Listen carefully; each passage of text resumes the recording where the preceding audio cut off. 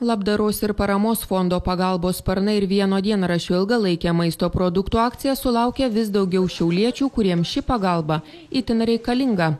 Fondo atstovai sako, kiekvieną dieną kreipiasi didžiųjų prekybos centrų atstovus, ūkininkus ir visus, kurie gali bent kiek palengvinti vargingiau gyvenančių žmonių buitį. Būkit žmonės, maitinkit skurdžius, yra galybė, aš pati turiu 1642 žmonės. Vienoje šeimoje yra 6, 8, 12 žmonių valgančių.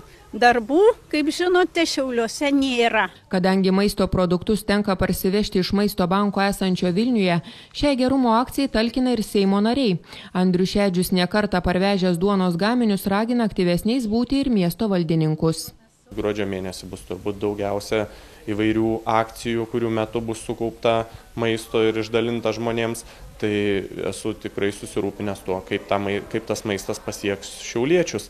Tai džiaugiuosi, kad meras pažadėjo. Savivaldybės automobiliai važiuoja kiekvieną dieną, ar ten per savaitę 3-4 kartus.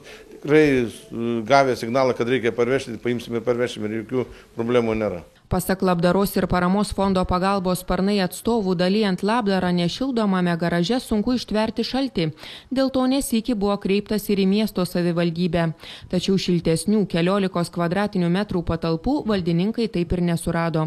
Tačiau ko gero ilgai šalti nebereikės. Seimo narys Andrius Šedžius pažadėjo apmokėti naujų patalpų nuomą. Žmonės maisto produktų gali atsimti kiekvieną penktadienį nuo 10 iki 15 valandos.